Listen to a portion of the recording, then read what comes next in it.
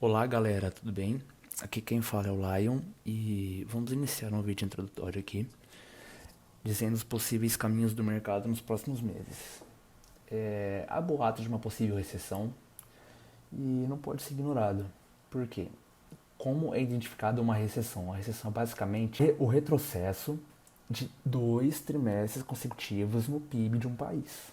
E os fatores para esse cálculo é basicamente o PIB, Produto Interno Bruto. Então, nesse cálculo não entra fatores como o nível de emprego, produção industrial e por aí vai. É só basicamente o PIB, Produto Interno Bruto. E o que podemos ver é que os Estados Unidos, no primeiro trimestre de 2022, já está em queda de 1,5%. Então, o decorrer dessa novela só vai se finalizar no final do ano. Até lá, vamos poder ver se estamos em uma recessão ou não. Até lá, é ter cautela nos mercados. A primeira ata do Fed, ele respondeu que a alta da inflação com os pensamentos sobre o pouso suave. Por quê? Todo mundo sabe da Bull Run, que aconteceu em 2020 e 2021, boom dos mercados, o Fed injetando dinheiro, inflação a rodo, dinheiro de graça para instituições, investidores, a taxa de juros perto de zero e a inflação, que podemos somar ao evento pandêmico, com auxílios e tudo mais. Então, o que aconteceu? Os mercados subiram demais, inflacionou a moeda. Muitos investidores pegaram o dinheiro basicamente de graça e conseguiram alavancar os mercados. Então, ou seja, todas as cotações de todos os ativos está inflacionado, até mesmo do ouro, porque o mercado como um todo foi inflacionado. O ouro é um ativo, logo o seu valor na moeda fiat monetária está inflacionado também, como todos os outros, seja fintech, seja commodity ou o que for, está tudo inflacionado. O Fed tentou amenizar subindo 0,25 bips no último mês. Essa foi a ata. Só que isso de pouso suave parece que não está se concretizando. Por quê? O Fed não queria causar um colapso, um crash nos mercados. Nessa ata disse que basicamente iria subir a taxa de juros em 0,5%. Essa foi a declaração do Fed. Só que hoje, dia 6/10, ocorrem essas notícias maravilhosas aqui. A inflação dos Estados Unidos atinge o maior nível, quase 41 anos, intensifica a aposta do Fed agressivo. O que quer dizer isso? O Fed está cogitando não subir mais em 0,25. Eles vão subir em 0,50. Então, ou seja, a taxa de juros, que já está por volta de 0,50, vai subir para 0,75. E o que acontece? Simples, hipotecas, empréstimos, tudo que envolve crédito vai ficar mais caro. Ou seja, empresas que estão alavancadas, empresas que compram dívidas para uma possível expansão, por exemplo, REITs e por aí vai, REITs, né, que compram a maior parte da sua composição do portfólio é em imóveis, hipotecas. Então, ou seja, eles expandem com o crédito barato e conseguem tornar rentável esse empreendimento. Mas o que acontece? Agora, com os juros subindo, a margem cai. O mercado já está precificando hoje, como podemos ver. Com essas notícias, prevê 75 pontos bases no Fed. Como podemos ver, big players institucionais já estão precificando essa alta dos juros. Então, o mercado está com medo. Como podemos ver aqui, que o CPI é como se fosse o medidor CDI aqui do Brasil, só que estadunidense. O que, como podemos ver no passar dos anos, a taxa de juros foi diminuindo. A inflação não. A inflação foi aumentando. Então, aqui podemos ver o mapa micro dessa taxa de juros, ou seja, baixíssima durante o período de pandemia, durante o ano inteiro. Nós passamos 2020 e 2021 com a taxa de juros beirando a zero. Então, agora estamos relativamente perto de 1%, o que ainda não é muito bom em relação ao cenário, porque a inflação está muito grande. Como podemos ver, hoje o S&P está caindo, já está batendo próximo a 3.900 pontos. Como podemos ver aqui, tem suportes, falando de price action, perto dos 3.500, seria um ponto de acumulação, mas voltando aqui para o cenário macroeconômico, não é nada bom.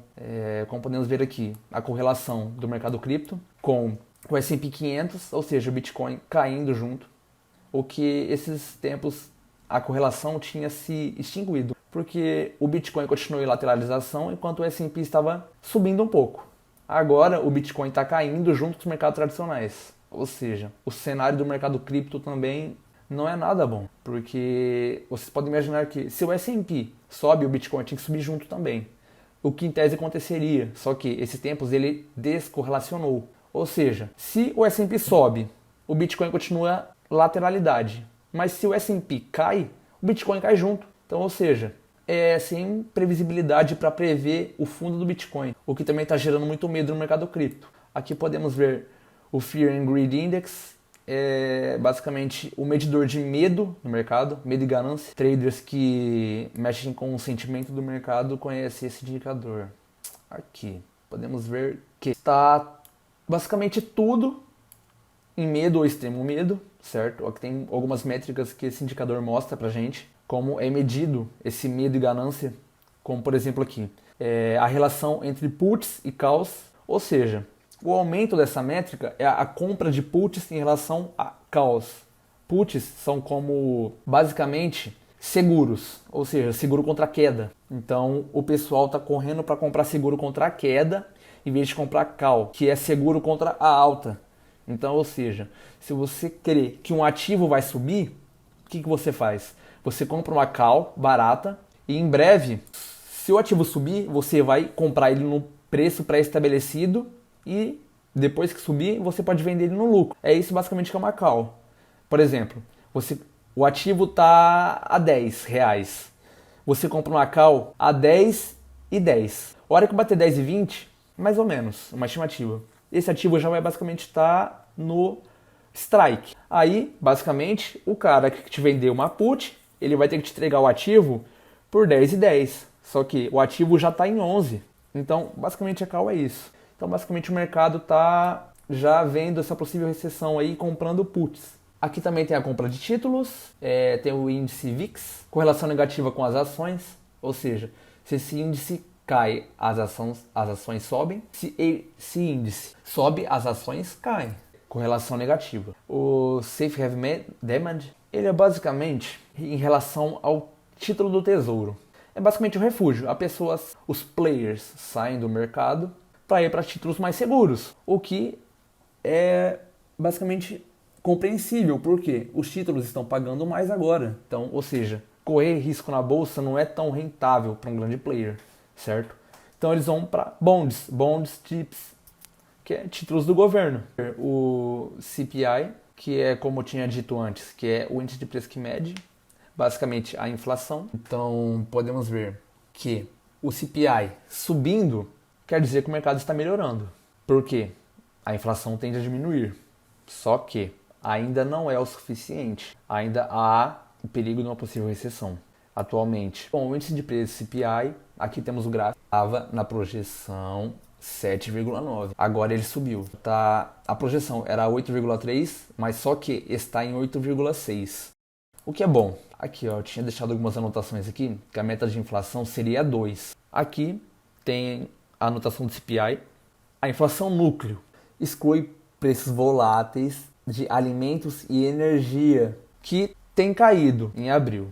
O Fed tem sua medida preferida, né, que é o PCE, e há registro na inflação de 6,3 e a inflação núcleo de 4,9. A inflação núcleo é basicamente o núcleo da inflação, ou inflação subjacente, é uma medida que procura captar tendências de preço. A métrica é desconsiderar distúrbios resultantes de choques temporários, ou seja, ruído.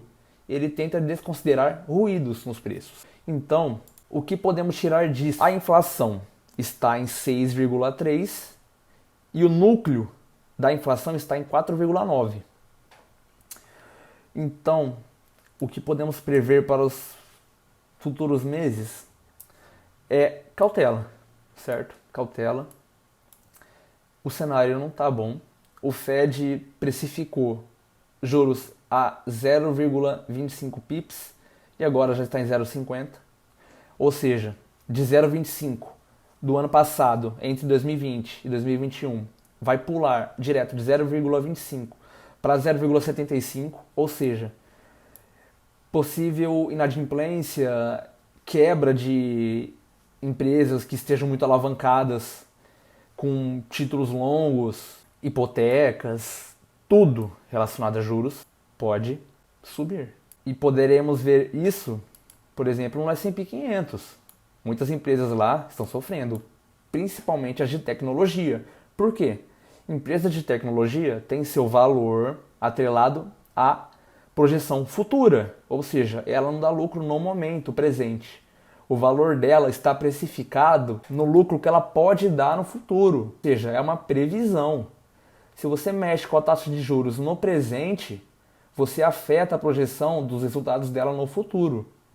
É isso que acontece com as de tecnologia. A gente pode ver a Nasdaq desabando muito mais que o S&P 500. Por quê? Porque a Nasdaq, majoritariamente, seu índice composto por ações techs, tecnologia. Seus valores estão além da inflação, estão superinflacionados. Seu capital, seu valor de mercado, seu valor da cotação está vinculado ao resultado futuro, por ser de tecnologia. Ou seja, se essas empresas estão alavancadas com empréstimos ou dívidas, subindo os chips, basicamente, o que pode acontecer é o que está acontecendo. Em um possível crash. Um crash que pode ser muito forte, durar meses. Já o S&P 500 ainda é um pouco mais seguro que a Nasdaq, né? Porque o S&P ele é bem mais diversificado, tem empresas de valor presente, como eu mencionei antes, dos REITs. Se forem REITs com uma margem grande, com pouca dívida, é possível que eles se segurem no preço, pois não está alavancado, não tem dívida para subir e diminuir sua margem. Então o S&P ele é um pouco mais seguro que a Nasdaq nesse momento, apesar que o S&P também pode desabar. Só que o S&P ele tem empresas de valor, ou seja, não é só focado em tecnologia, pode ser setor imobiliário, setor de saúde, setor energético, todo ele engloba assim, as 500 maiores empresas dos Estados Unidos. Então o S&P ainda, se você quer se aventurar no mercado de renda variável ou ir aportando em algum ETF que replica o índice, é um bom momento para começar a entrar. Só que compras parciais, pequenas. Sempre tem um caixa para comprar ele no pior cenário possível, porque ele pode desabar. Ele pode buscar abaixo do que caiu na fase pandêmica. Ou seja, eles estão tentando fazer é pegar naquele possível topo pré-pandemia. Seria um possível momento de acumulação perfeito, pois a inflação começou com uma força maior nesse cenário, certo? Então a gente pega, basicamente, o Fibonacci, traça do ponto máximo de queda na pandemia e traça no topo. Vai ter as regiões 0,82, 382 de Fibonacci, 0,5. Então, ali tem os possíveis pontos de acumulação. Então, galera, esse é o cenário. Eu tentei resumir aqui o máximo que deu. A pandemia basicamente complicou um cenário que já não estava bom. A taxa de juros tende a subir. A possível solução agora, caso alguém queira entrar na renda variável, é aportando valores pequenos, fazendo um cost average, que é basicamente custo médio. E aportando todo mês, tentar comprar ativos de valor, tentar focar em uma renda passiva, tentar achar ativos descontados, já que tem muitos. Seria isso o que seria uma boa métrica de mercado agora nesse momento. Cautela, pois como podemos ver aqui, as notícias são horríveis. Não tem nada de bom aqui. Ray Dalio, estão todos pessimistas. Bom, o que ainda podemos tirar disso, ficar totalmente fora do mercado não é uma coisa boa, mas ficar exposto 100% agora é pior ainda. O que pode acontecer é que, basicamente, o Fed pode modificar seu posicionamento e o mercado voltar a subir, dar um respiro. Mas pode haver um crash também, ou seja, ficar um pouco exposto, só que sempre com caixa. Porque o Fed, uma hora para outra, ele pode inflacionar de novo, ele pode começar a gerar dinheiro, ele pode reduzir a taxa de juros, ele pode pelo menos conter